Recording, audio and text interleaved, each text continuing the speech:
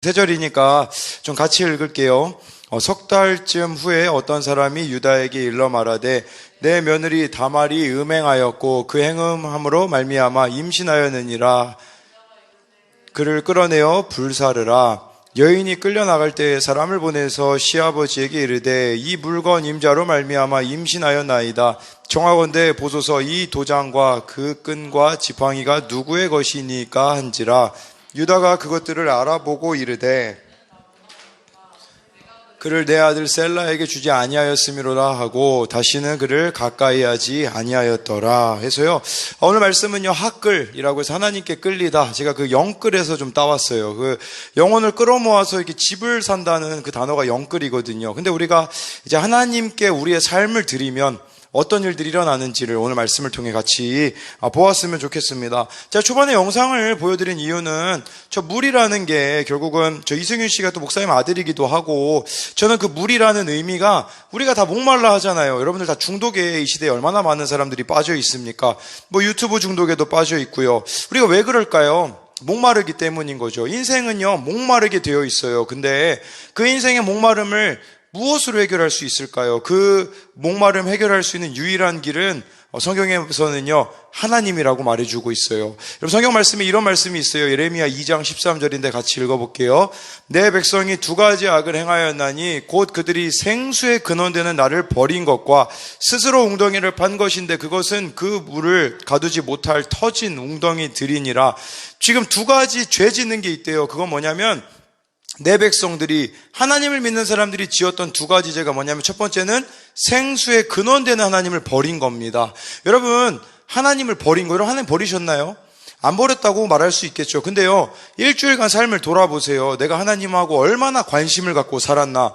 하나님께 무관심하면서 살았던 그 모습 자체가 바로 생수의 근원되는 하나님을 버린 거라고 말씀해주고 있어요. 이게 죄래요, 여러분. 두 번째 죄는 뭐냐면요, 여러분들이 스스로 웅덩이를 파는 거래요. 스스로 웅덩이를 판다라는 것은 하나님 없이도 내 노력으로 내 뜻대로 내 인생을 뭔가 가꾸어 갈 수 있을 거라고 생각하는데 분명히 말해주고 있어요. 그거는 가두지 못할 터진 웅덩이들이라고, 터져버리고 말 거래요. 내 노력과 내 의지로 내 인생을 살아갔을 때 결국은 터진 웅덩이밖에 되지 않는다고 우리에게 말해주고 있다라는 것이죠. 여러분, 그래서 이 말씀을 여러분들이 보면, 오늘 말씀에 보면 하나님 없이도 잘 살 수 있을 거라고 생각했던 사람이 있어요. 그의 이름은 바로 유다입니다. 여러분, 이 성경 말씀을 보면요, 좀 특이한 게 있어요. 창세기 37장에서는 요셉 이야기, 38장에서는 유다 이야기, 39장부터 창세기 끝장까지는 요셉 이야기로 되어 있어요. 생뚱맞잖아요. 아니, 37장부터 끝까지 요셉으로 기록되어 있으면 좋은데 37장에 요셉이 잡혀간 후에 갑자기 이 야곱의 넷째 아들 유다의 이야기가 나와요. 왜 그럴까요? 제가 생각해 보는데, 여러분, 만약에 여러분들이 요셉처럼 살려고 하면 살 수 있겠어요? 못 살죠. 근데 오늘 나와 있는 이 유다라는 사람은 너무 우리의 모습과 비슷해 보이는 사람이에요. 그래서 이 사람을 어떻게 하나님께서 만져가시는가? 저는 그런 생각이 들었어요. 모범생하고 꼴찌를 다루어 가시는 하나님. 우리는 뭔가 1등을 해야 되지만 그렇게 생각을 하잖아요. 근데 내가 정말 꼴찌 같아도 하나님이 그 인생을 어떻게 사용해 가시는지를 여러분들이 보아야 된다라는 겁니다.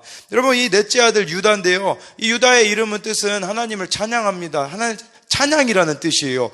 그 이름의 뜻은 하나님을 찬양하는 건데, 문제는 유다의 삶은 그렇지 않았다라는 거예요. 유다가 어떤 삶을 살았을까요? 우리 1절 말씀 같이 읽어볼게요. 시작.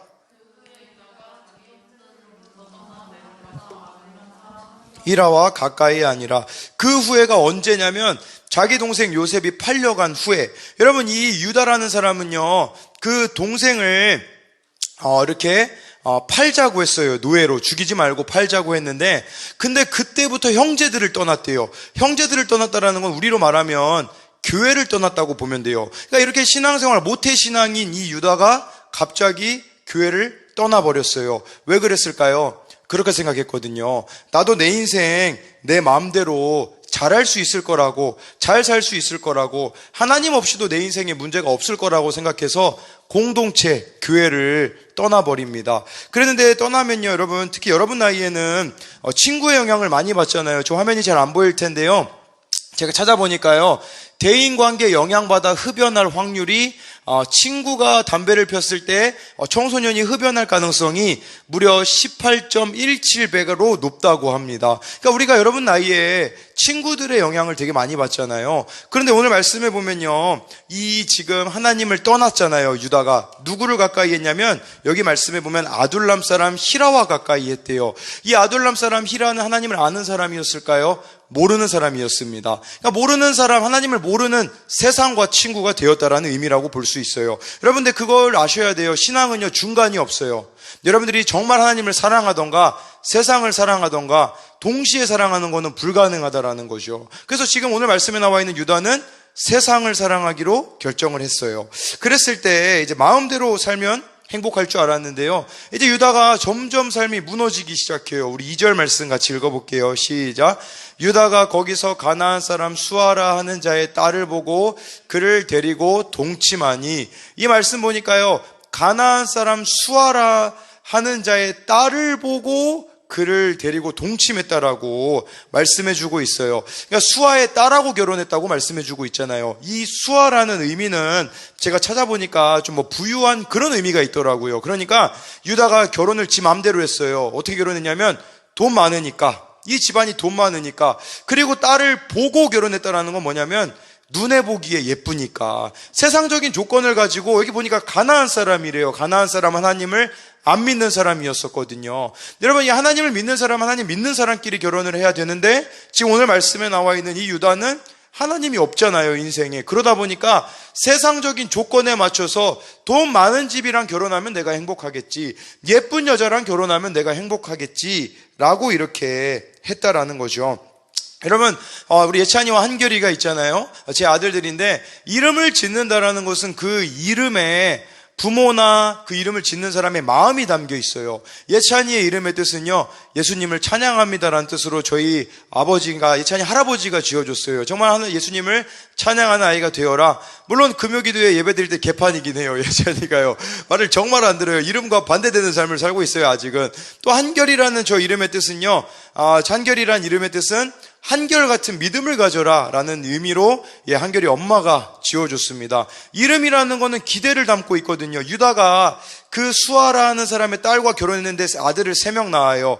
그 세 아들의 이름은요, 엘, 오난, 셀라예요. 첫째가 엘, 둘째가 오난, 셋째가 셀라인데요, 첫째 아들의 이름의 의미는 보호라는 뜻이에요. 근데 문제는 뭔지 알아요? 하나님 없이도 자기 인생이 보호받을 수 있을 거라고 생각을 했어요. 돈 많잖아요, 유다. 돈 많기 때문에 내가 내 인생 충분히 이 아들을 보호해 줄 수 있어 라고 생각을 했겠죠. 둘째 이름은요, 오난이에요. 강함이에요. 야, 나 하나님 없이도 강한 삶을 살 수 있어. 나 약하지 않아. 하나님 없이도 충분히 나 잘 살 수 있어 라고 둘째 이름을 그렇게 오난이라고 지었죠. 셋째 셀라는 간구예요. 간절히 구함이라는 것인데요, 정말 이 셀라의 이름을 지으면서 아마 유다는 그런 생각했겠죠. 하나님 없이도 내가 충분히 구하는 것들이 이루어질 수 있어. 내가 원하는 거 다 내가 가질 수 있어 라고 생각을 해요. 그랬을 때 이제 첫째가 결혼할 때가 되거든요. 그때 이제 이방 여인을 또 며느리로 맞이를 해요. 그 며느리가 나오는데 우리 6절 말씀 같이 읽어볼게요. 시작. 그의 이름은 다말이더라. 이 다말이라는 이름은요, 대추야자, 나무 그런 의미인데 그렇게 큰 의미는 없어요. 근데 이 첫째랑 결혼을 시켰는데요, 근데 문제는 뭐냐면 이 첫째가 하나님 보시기에 악해서 죽임을 당했어요. 그러니까 지금 결혼을 했는데 자식이 없는 상태거든요. 그러면 지금 다말은 과부가 되는 거잖아요. 그래서 지금 이런 상황이 되는데, 그래서 이제 어떤 일을 하려고 하냐면, 여러분 그 당시에는 그랬어요. 지금은 이러면 이상한데 그 당시에는 여러분 여자들이 돈을 벌 수가 없어서 과부가 되면 먹고 살 게 없거든요.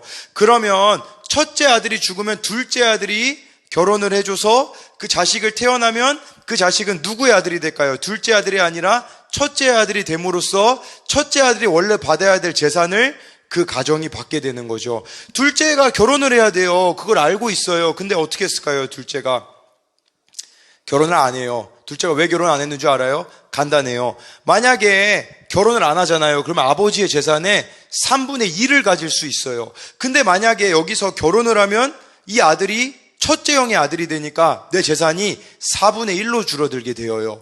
그러니까 이 오나는 그게 싫었던 거예요. 돈을 너무 사랑하니까 내가 이렇게 이 형수님하고 그 사이에서 자식을 낳아주면 내 재산이 없어질 거라고 생각해서 그거를 무시해버려요. 그래서 어떻게 되냐면 둘째도 하나님으로부터 죽임을 당하게 됩니다. 그래서 이렇게 죽게 되어요. 여러분, 그랬을 때 유다가 어떻게 생각하는 줄 알아요? 이제 셋째를 줘야 되거든요. 셋째가 아직 나이가 어리다고 못 주겠다고 하면서 다말 보고 친정집에 가 있으라고 해요. 이 의미는 어떤 의미인 줄 아세요? 그런 의미를 담고 있어요. 이 며느리에 대하여서 지금 원망하고 있는 거예요. 그러니까 이 며느리 다말 때문에 내 아들이 죽었다라고 생각을 하고 있는 거예요. 첫째 아들도 그냥 이런 생각을 한 거예요. 저 며느리가 남편 잡아먹는 며느리라고 생각하고 첫째 아들도 죽었지, 둘째 아들 죽었지, 셋째 아들까지 줘버리면 죽을 것 같아서 지금 원망하고 있는 거죠. 다말을요. 그래서 너 집에 가 있으라고 이렇게 이야기하고 무책임한 상태로 방치해 두고 있는 거예요. 여러분, 이거는 무엇을 말해주는 거냐면요, 여러분들이 우리가 하나님하고 거리가 멀어지거나 하나님을 떠나게 되면요, 탓을 하게 된다라는 거예요. 내 인생이 힘든 건 부모님 탓, 내 인생이 이렇게 힘든 건 친구들 탓, 환경과 상황에 대하여서도 원망, 불평을 늘어놓는다라는 것이죠. 여러분, 그 원망, 불평을 우리가 하고 있는 이유는 간단합니다. 하나님하고 나하고 멀어져 있기 때문이라는 것입니다. 그래서 이 다말 같은 경우는요, 시아버지가 자신을 미워한다라는 걸 알고 있었을 겁니다. 여러분, 세상에서 가장 큰 상처가 무슨 상처인 줄 알아요? 배우자의 죽음이 가장 큰 상처입니다. 첫째랑 결혼을 했는데 첫째 그 아들이 죽었잖아요. 첫 번째 남편이 죽었죠. 이 둘째랑 결혼하려고 보니까 둘째도 죽어버렸으니까 다말이 얼마나 큰 상처가 있었을까요? 여러분, 이 정도면 인생 마음대로 살아도 되지 않을까요? 굳이 셋째 그 셀라랑 결혼할 필요 없이 다말, 여러분 이방 여자잖아요. 내 마음대로 살 수 있어요. 다시 가나안 사람이나 다시 이방 남자랑 결혼하면서 떵떵거리며 살 수 있거든요. 근데요, 다말은 바보같이 가만히 있어요. 이 다말의 모습. 근데 여러분, 다 가만히 있으면 어떻게 되냐면 그 당시에 과부로 산다라는 것은 무슨 의미냐면 부끄러움이었거든요. 빨리 하루속히 다른 남자랑 결혼해서 내가 과부가 아니어야 되는데 지금 이 과부로 계속 남아있다라는 것은 부끄러움 당한다라는 뜻이죠. 그 당시 또 과부는요, 먹을 게 없었어요. 뭘 먹겠어요? 남편이 없는데 배고픔 가운데 아마 이 다말은 굶주렸을 겁니다. 그랬을 때 13절 말씀 같이 읽어볼게요. 시작. 어떤 사람이 다말에게 말하되 딥나에 올라왔다 한지라. 이후에 무슨 일이 발생하냐면 이 유다가요, 시아버지 유다가 아내도 죽어요. 아내도 죽어서 너무 힘든데 이제 양털을 깎으러, 여러분 그 당시 이 목축업을 했잖아요, 유다가. 그 당시 양의 털을 깎는 날은 잔칫날이에요. 그래서 그날 이제 양털을 깎으려다는 이야기를 어떤 사람이 다말에게 말했대요. 여러분, 저는 이 어떤 사람이 참 귀하다는 생각을 해요. 두 가지로 생각을 해보게 됐어요. 어떤 사람이 누구였을까? 이 어떤 사람은 믿음으로 사는 이 다말, 믿음으로 살려고 하는 다말을 도와준 사람이라고 할 수 있겠죠. 여러분, 우리가 너무 힘들 때 있잖아요. 하나님은 여러분들에게 어떤 사람들을 보내세요. 그냥 내가 너무 힘들 때 어떤 사람들을 보내셔서 나를 다시 살게 하시는 거죠. 그리고 저는 이 어떤 사람은 방금 말씀드린 것처럼 하나님이 보낸 사람이라고 생각을 해요. 정말 절망으로 가득 차 있어요. 근데 하나님은 사람을 보내셔서 나를 위로하시는 그 하나님, 지금 과부로 혼자 있는 이 다말을 위로하시는 전 하나님을 발견하게 되었어요. 근데 이제 이야기를 들었는데요, 그때 다말이 했던 행동이요, 우리 14절 말씀 같이 읽어볼게요. 시작. 그가 그 과부의 의복을 벗고 너울로 얼굴을 가리고 몸을 휩싸고 딥나 길곁 에나임 문에 앉으니 이는 셀라가 장성함을 보았어도 자기를 그의 아내로 주지 않음으로 말미암음이라. 이 지금 다말이 있잖아요, 더 이상은 못 참는 거예요. 왜 못 참냐면요, 셋째 아들이 지금 자랐거든요. 남편으로 줘야 되잖아요. 그래야 이 씨를 보존할 수 있잖아요. 근데 안 주고 있으니까 어떤 방법을 사용하냐면, 그 당시 남편을 잃은 과부들은 입고 있던 옷이 있었대요. 근데 그 옷을 벗어버리고 다른 옷을 입어요. 그래서 아마 이 다말이 변장을 한 거죠. 그러니까 시아버지가 이렇게 그 근처 지역에 왔다라는 이야기를 듣고 이렇게 변장을 해요. 근데 시아버지가요, 이 다말을 창녀인 줄 알았어요. 여러분, 유다가 지금 자기 맘대로 살고 있잖아요. 그러니까 창녀인 줄 알고 성적인 관계를 맺었어요. 그러자 이제 다말이 이제 몰랐죠. 당연히 자기 며느리인지. 지금 그 끔찍한 일이잖아요. 시아버지랑 며느리가 관계를 맺은 건데. 근데 무슨 소식을 듣냐면 다말이 임신했다라는 이야기를 들어요. 근데 얼마나 이 유다가 잔인하냐면, 아니 자기 아들도 안 주고 지금 친정집에다 놔뒀으면 좀 돌봐야 되잖아요. 근데 그 임신했다라는 이야기를 들으니까 뭐라고 이야기하냐면 불로 태워서 죽여버리라고 이야기를 해요. 그때 이제 이 다말이 이 시아버지랑 그렇게 관계를 맺을 때 시아버지가 돈을 안 가지고 왔거든요. 그때 그 지팡이랑 그 도장을 맡기고 가라고 이야기를 해요. 그랬을 때 지금 다말이 끌려가서 죽임당하기 직전인데 이렇게 이야기를 합니다. 우리 26절 말씀 같이 읽어볼게요. 시작. 유다가 그것들을 알아보고 이르되 그는 나보다 옳도다. 내가 그를 내 아들 셀라에게 주지 아니하였음이로다 하고 다시는 그를 가까이 하지 아니하였더라 라고 말해주고 있어요.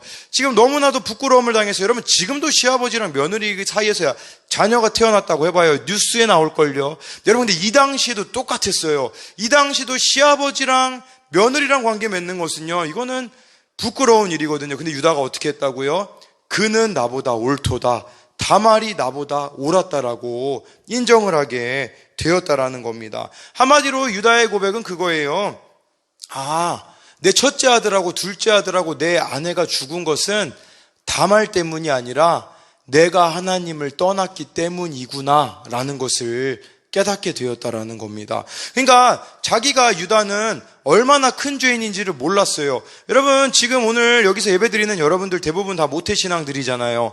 모태신앙들의 가장 큰 문제가 뭔 줄 알아요? 모태신앙의 가장 큰 문제는 내가 그렇게 큰 죄인이라는 것을 모른다라는 사실이에요. 주일날 나와서 이렇게 예배드리잖아요. 여러분들 지금 다른 친구들은 예배 안 나오잖아요. 근데 여러분들은 예배 나오니까 무슨 생각을 갖게 되냐면 야, 내가 교회 안 나오는 애들보다 뛰어나다라는 생각을 하게 되어지는 것이죠. 그러다 보면 문제가 뭐냐면 이렇게 생각하게 돼요. 야, 내가 하나님으로부터 이쁨 받을 만한 구석이 있기 때문에 하나님이 나를 이쁘게 해주시는 거구나 라고 생각한다라는 거죠. 근데 그거는 착각이에요. 여러분 근데 그거 알아요? 예를 들어서 100원을 훔친 거나 100만 원을 훔친 거나 훔친 건 훔친 거예요. 여러분 우리는 죄의 크기를 가지고 따지려고 해요. 근데 하나님은 죄의 크기를 보시는 게 아니라 죄에 대해 태도를 보신다라는 겁니다. 지금 유다가 깨달은 것은 뭐냐면 야, 하나님을 떠나니까 내 인생이 너무나도 비참하구나. 내 인생은 정말 하나님 없이는 살아갈 수 없는 인생이구나 라는 것을 유다는 이제서야 깨닫게 되었다라는 거죠. 누구를 통해서 깨닫게 되었을까요? 다말을 통해서 깨닫게 되었어요. 여러분 다말은 왜 시아버지랑 관계까지 얼마나 비참해요. 자기 시아버지를 유혹하기 위하여서 그 과부의 옷을 벗고 시아버지랑 관계를 맺을 때 다말은 무슨 생각을 했을까요? 지금 오늘 말씀의 핵심은 시아버지랑 며느리가 관계 맺었다, 그게 여러분들에게 지금 이야기하고자 하는 게 아니에요.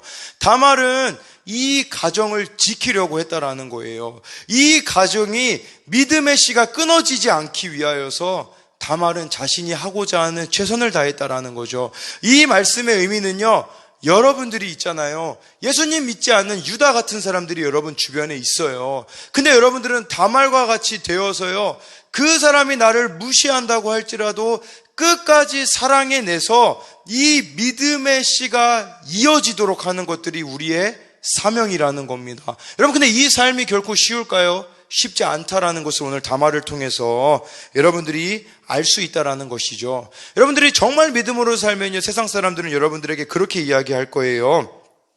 그렇게까지 살아야 하니? 라고 말할지 모르겠어요. 다말에게도 그렇게 말하지 않았겠어요? 그렇게 시아버지와의 관계를 하면서까지 네가 그 유다 집안을 지켜야 되니? 라고 하잖아요. 근데 나중에 여러분 놀라운 사실은요, 예수님이 누구 지파에서 왔을까요? 유다 지파에서 왔어요. 예수님이 요셉 지파에서 온 게 아니라 유다 지파에서 왔다라는 것은 무엇을 말하겠습니까? 이 가정을 지키고자 했던 그 다말의 모습, 그리고 유다가 자기 죄를 깨닫게 되잖아요. 이때부터 유다는 변화되기 시작해요. 자기밖에 모르는 사람이잖아요, 여러분. 근데 나중에 어떤 일이 발생하는 줄 알아요? 요셉이 있잖아요. 요셉이 나중에 요셉한테 가가지고 자기도 모르게 막 형제들이 절하고서는 그 식량을 받아오거든요. 근데 이제 요셉이 뭐라고 이야기하냐면 막내 동생을 데리고 오라고 해요. 양식이 떨어졌어요. 두 번째로 요셉한테 가야 되는데 요셉인지 모르죠, 형들은.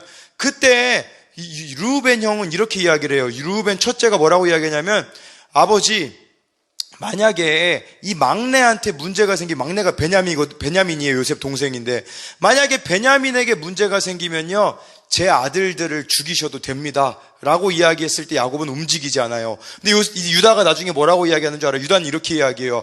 아버지한테 가가지고, 아버지, 막내 아들 베냐민 데리고 제가 갔다 올게요. 근데요, 만약에 이 베냐민이 살아서 돌아오지 않으면 제가 죽을 겁니다. 제 목숨을 바쳐서라도 이 베냐민 제가 지켜낼 겁니다. 이렇게 유다가 바뀌었다라는 거죠. 여러분, 이렇게 믿음으로 바뀌는 삶은요, 십자가 지는 사람들에게만 주어져요. 다말은 그녀에게 주어진 십자가를 줬습니다. 여러분, 십자가라는 것은요, 힘든 겁니다. 여러분, 가정에 힘든 일이 일어나는 거, 그거 십자가예요. 친구들과의 관계에 있어서 문제가 생겨서 정말 죽고 싶은 심정으로 여러분들이 삶이 밑바닥을 치는 그게 십자가라니까요. 근데요, 십자가는요, 세상 사람들이 보기에는 저주였어요. 예수님의 십자가에 못 박히셨을 때 사람들이 그렇게 얘기했거든요. 저주받았다고. 근데 우리 결말 알고 있잖아요. 십자가는 저주가 아니라 축복이었다라는 사실을요. 십자가는 저주가 아니라 그 십자가로 인하여서 수많은 영혼들이 살아났다라는 걸 우리는 알게 되었잖아요. 여러분들도 십자가를 지면 무슨 일이 발생하냐면, 첫째는 힘들 겁니다. 왜 우리 가정에 이런 문제가 나에게 발생하지?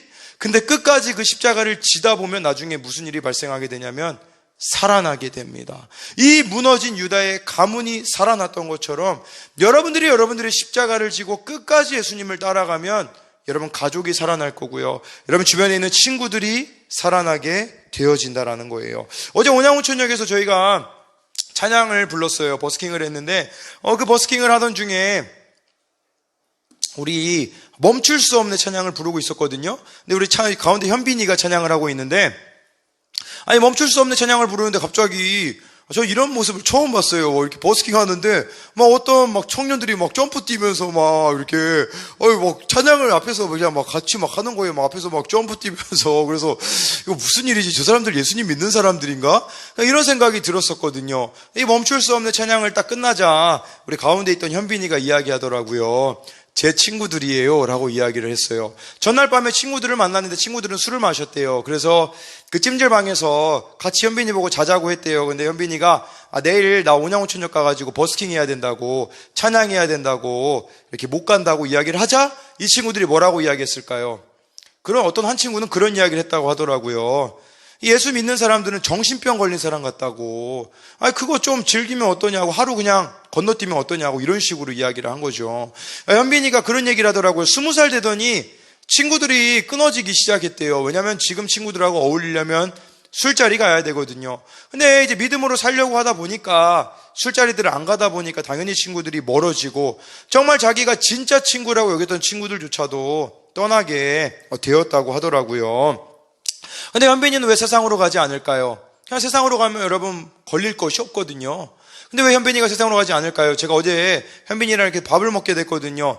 왜 그런지 알겠더라고요. 현빈이가 왜 세상으로 가지 않냐면요, 원래 어렸을 때 교회를 다녔는데 한 5년 정도 교회를 떠나 있었대요. 근데 중학교 때 무슨 일을 당하게 되냐면 왕따를 당하게 된 거예요. 학교에서 왕따를 당하는데 나름 괜찮다고 여기면서 살았는데 괜찮지가 않더래요. 항상 어두움 가운데 있었고, 그러다가 현빈이가 도저히 안 되겠다는 생각이 들어서 다시 교회 나가게 되었다고 하더라고요. 정말 그 무의미해 보이는 인생이었는데 하나님 앞에 다시 나아가게 되자 현빈이가 하나님을 그 가운데 만나게 되고, 지금 그래서 하나님을 어떤 상황이 오더라도 떠나지 않는 상황이라고 볼 수 있는 거죠. 제가 콜 아이들을 만났는데요, 콜 아이들 보면요 공통적인 특징이 있어요. 콜에서 열심히 하는 애들 보잖아요. 저는 이 아이들이 너무 밝아 보여서 상처가 없는 아이들로 보이거든요. 근데 그 아이들 한 명 한 명을 친해지다 보니까 다 상처들이 있는 아이들이더라고요. 거의 대부분 왕따의 경험들은 기본적으로 겪은 아이들이고요.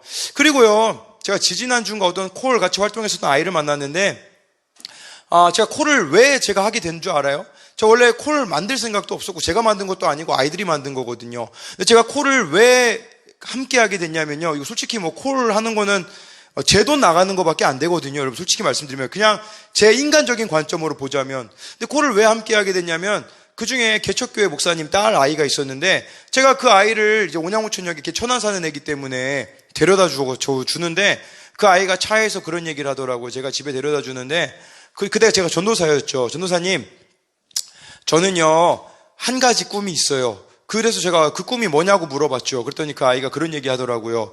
전도사님, 저희 교회에 제 또래에 친구 한 명만 있었으면 좋겠어요. 그 아이가 개척교회거든요. 예배 드리는데 거의 가족끼리 드리는 거예요. 친구가 없어요. 너무 외롭게 예배 드리니까 이 아이의 꿈은 같은 교회에 또래 친구들만 있었으면 좋겠다. 그 아이가 왜 콜 예배를 사모하게 되냐면 이 콜 예배는 함께 할 수 있는 친구들이 있기 때문이거든요. 그 이야기를 듣고 함께 하게 되었거든요. 또 지지난주에 만났던 어떤 아이는요, 지금 코로나로 인하여서 우리 지금 예배 이렇게 어렵게 드리고 있잖아요. 그래서 제가 그 친구에게 물어봤어요. 그 친구는 겉으로 힘든 척하는 친구가 아니에요. 항상 괜찮은 것 같아가지고 제가 물어봤어요. 거기 이제 아버지, 그 아이도 개척교회 목사님 딸이거든요.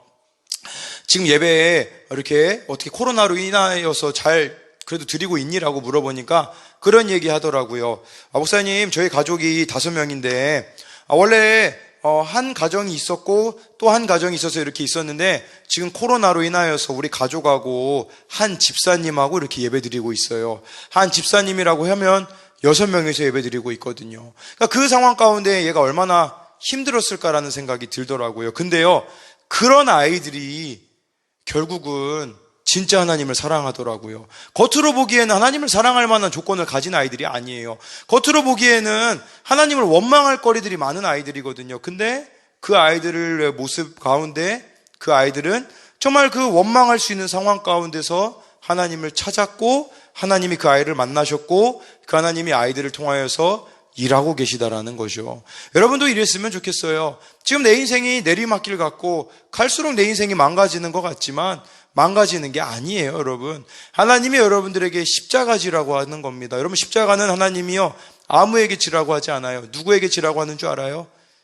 자녀들에게만 지라고 해요. 그리고 이 십자가는요, 진짜 하나님 사랑하는 사람에게만 지라고 하지 아무에게나 십자가 주는 게 아니라니까요. 그러니까 내 인생이 지금 힘든 거는요, 여러분, 하나님이 여러분 믿고 계시다라는 뜻이에요. 우리는 그냥 인생이 힘들어지면 하나님 안 계시다고 생각하는데 그게 아니라 왜 이렇게 감당하기 어려운 것들을 나에게 주시냐면 하나님이 그걸 통해서 여러분들을 통해 그 구원의 역사를 이루어가기를 원하신다라는 것을 여러분들이 기억하셔야 된다라는 겁니다. 제가 아는 목사님 중에 김준하 목사님이라고 계세요.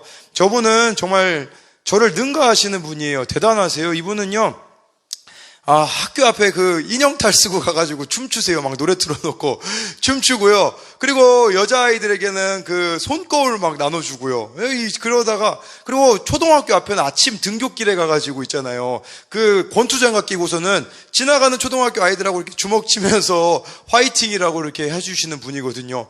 저는 이분을 보면서, 저분은 어떻게 저렇게 사역을 할 수 있지? 저는 못하겠더라고요. 인형탈 써도 춤을 못 추겠더라고요. 물론 이제 지은쌤을 투입하면 되긴 하겠죠. 우리 또 춤꾼이시잖아요. 그래서 현빈이라 나중에 투입을 시키면 좋을 것 같은데, 저 학교 앞에서 저렇게 춤추는 거 어떻게 저렇게 가능했을까?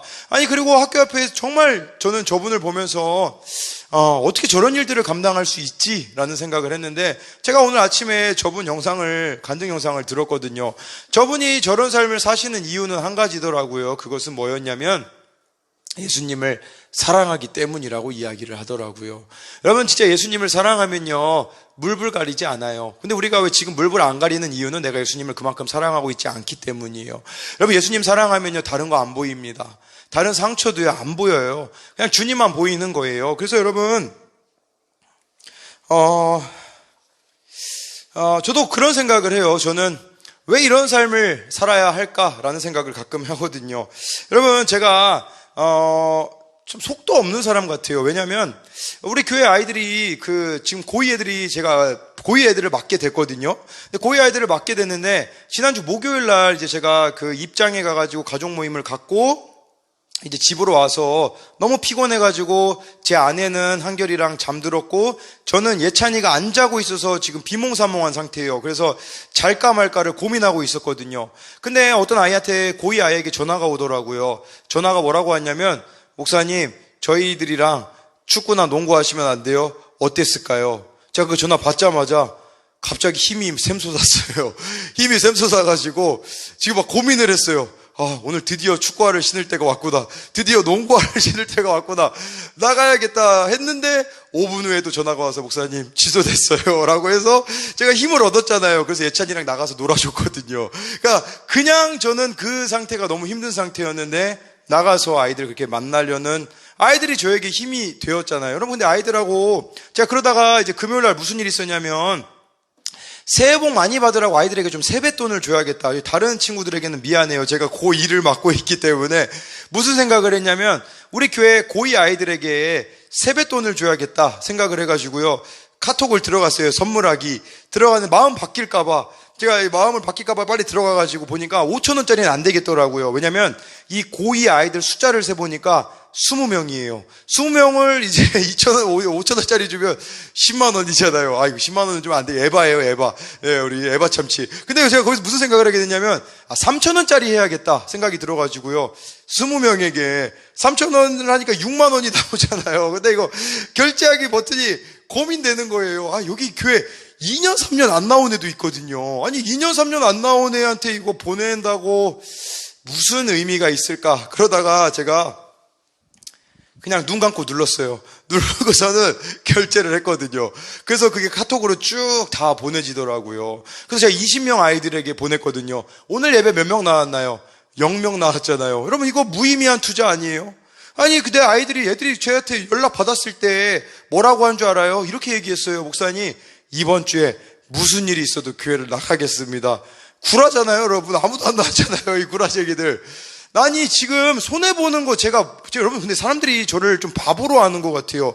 제가 웬만하면 눈치로 다 알거든요. 그래서 얘가 나를 왜 부르나도 대충 알고요. 근데 저는 그거 손해보는 건지 알면서도 왜 그 자리를 가냐는 거죠. 이유 간단해요. 그 이유 간단한 것은 뭐냐면 바로 다말에게 주어진 그 사명이 저에게 주어진 사명이기 때문이라는 거죠.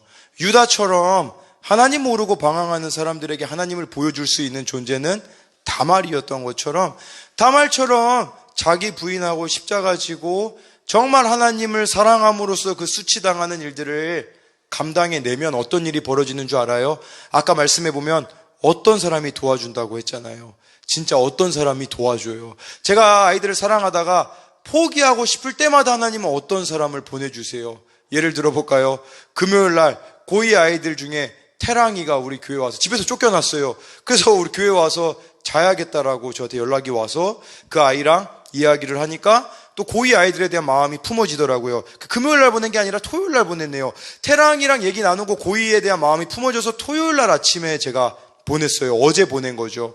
그리고요 어제 버스킹을 했잖아요. 어제 따라 너무 힘들었어요. 왜냐면 송영승이 빠져가지고요. 송영승이 엄청난 놈인데 지금 일하느라고 빠져가지고 저희 막 버스킹 하는데 막 아까 현빈이 막 멈출 수 없네 뒤에 막 이제 기가 죽어가지고 막 자기 친구들이 막 놀리고 하니까 얘가 기가 빨려가지고 거기서부터 막 죽쓰지. 하필이면 왜 선곡을 그렇게 어렵게 하고 그리고 곡을 선곡한 김진규도 왜 안 오냐고요. 김진규도 잠들어가지고 우리 함께 하지 못했거든요. 그러니까 힘이 빠지는 거죠. 저랑 박민하고 막 공감하시네 낮은 곳으로 선곡한 김진규가 없어가지고 그 곡을 부를 때 힘이 더 빠졌죠. 김진규는 어디 갔지? 그래서 제가 어제 그렇게 힘이 빠져 있는 상태인데 누가 왔냐면 강산이가 제가 그거를 핸드폰 페이스북에 올렸거든요. 보니까 갑자기 이강산 우리 21살짜리가 걔 아침에 새벽에 제가 매일 기도하거든요. 근데 기도해도 저도 솔직히 가능성이 없다고 생각을 해요. 왜냐면 지금까지 본 적이 없어요. 1년 넘게. 근데 걔가 온양오천역 앞에 저희 찬양하고 있는데 마지막 곡 부를 즈음에 딱 서 있더라고요. 그래서 제가 너무 기뻐가지고 찬양 중에 또 마지막 곡은 또 현빈이가 지도 잘 못 부르는 막 바울의 고백 이런 거 선곡해가지고 기타도 못 치겠어가지고 그냥 갔어요. 강산이한테 가가지고 야 너무 반갑다고 야 너 진짜 이렇게 너 최근에도 생일이었잖아 못 챙겨줘서 미안하다 하고 강산이가 가는데 제가 딱 페이스북 제가 그걸 딱 방송을 보니까 이강산이 시청 중입니다라고 떠 있더라고요. 강산이가 그냥 지나가다 본 게 아니라 페이스북에서 온양온천역 앞에서 제가 찬양하고 있는 모습을 보고 이렇게 만난 거죠. 아까 제가 말했잖아요. 저희 찬양팀 어제 망했다고. 예, 어제 지혜 선생님 보셨을 거예요. 막 미니도 막 기 빨려가지고 막 예, 그런 상태인데 저는 강산이를 보면서 힘을 얻게 됐어요. 어떤 사람 보내주신다니까요. 오늘은 무슨 일이 있었는 줄 알아요? 오늘 주일학교 설교를 딱 끝나고 지은 선생님을 데리러 가는 길이었어요. 지은 선생님을 데리러 가려고 저기 ULCT 앞에 거기 딱 신호등 앞에 서 있었거든요. 근데 제 옆에 보니까 어떤 애가 택시에 내리더라고요. 근데 여러분 진짜 사랑하면요, 뒷모습만 봐도 누군지 알아요. 저는 우리 애들 뒤통수만 봐도 누군지 알아요. 딱 뒷모습 보니까 이연서인 거예요. 연서가 딱 택시에 내리더라고요. 쌩얼이시더라고요. 그래서 제가 연서한테 바로 그 자리에서 전화를 했어요. 근데 연서가 바로 받더라고요. 연서야, 너 그렇게 쌩얼로 어디 가니? 그랬더니 사촌 언니가 청소하는데 좀 도와달라고, 뭐 어떤 일을 하는데 청소하는 거 좀 도와달라고 해서 제가 가고 있어요 라고 이야기를 하더라고요. 첫 번째 제가 감사했던 거는 제 전화를 받았다라는 사실에 감사를 했고요. 두 번째는요, 제가 연서에게 이런저런 이야기를 하다가 마지막에 해줬던 얘기가 있어요. 연서야, 나 너 잊지 않았다라는 이야기를 하고 딱 전화를 끊었거든요. 우리 교회 안 나오고 있는 애들도 제가 지금 기도하고 있거든요. 근데 제가 나 너 잊지 않았다라는 이야기를 하고 전화를 끊는데 그냥 그 자리에서 그냥 울었어요. 왜 울었냐면 저는 이 마음이 제 마음이 아니라 하나님이 그런 마음을 부어주시더라고요. 성광아, 나도 너 잊지 않았다라는 마음 주시더라고요. 지금 너 힘든 거 나 알아. 지금 아이들한테 네가 아무리 몸부림치고 잘해도 아이들이 돌아오는 것 같지 않아 보이잖아. 근데 성광아, 나 너 잊지 않았어. 그래서 하나님이 그걸 통해서 저에게 힘을 주시더라고요. 아까 다말과 같은 인생을 여러분들이 살아가도 살아낼 수 있는 이유는 무엇이냐면요, 하나님의 사랑이 그거보다 더 크게 부어진다라는 겁니다. 여러분 정말 그 사실 믿었으면 좋겠어요. 솔직히 지금 저 청소년들 본 지 거의 한 7년 되거든요. 여러분 우리 청소년들은 또 얼마나 놀라운 일들을 저에게 보여줬습니까? 제 인생 가운데. 다른 목사님들이 그렇게 물어봐요. 우리 순복음 아름다운 교회는 이 수련회 안 하냐고. 안 하는 게 아니라 못 하는 거잖아요. 우리는 왜 그러냐면 해도 교사들밖에 안 들어올 거거든요. 그리고 해도 지금 이 멤버들밖에 줌으로 안 들어올 거거든요. 못해요 우리 교회들은. 다른 교회는 모태 신앙들이 많아요. 그러니까 지금도 막 예배 드리면 예배 자리에 아이들이 끌려서라도 오는데 우리 아이들은 그런 아이들이 없잖아요. 거의 80%가 다 처음 예수님 믿는 아이들이니까 얼마나 많은 사건과 사고를 지금까지 저질러 주셨습니까? 그대로 제가 여러분들 하나님이 살아계시지 않으면 저 아마 정신병원에 있을 거예요, 여러분. 제가 지금까지 이 아이들 품으면서 당했던 상처들이나 아픔들을 따지자면 이거 헤아릴 수가 없을 거예요. 근데 여러분 저 지금 멀쩡하잖아요. 저 지금 살아있잖아요. 뭘 말해주는 걸까요? 하나님은 살아계시다라는 거예요. 그리고 십자가 지는 그 사람들의 삶을요, 결코 버리지 않으세요. 그렇기 때문에 여러분들이 정말 하나님을 사랑함으로써 상황과 환경 탓하지 마시고, 가족들 탓하지 마시고, 주변 사람들 탓하지 마시고 십자가 지세요. 너무 나에게 힘든 일이 벌어졌다면 지금 하나님이 그만큼 여러분들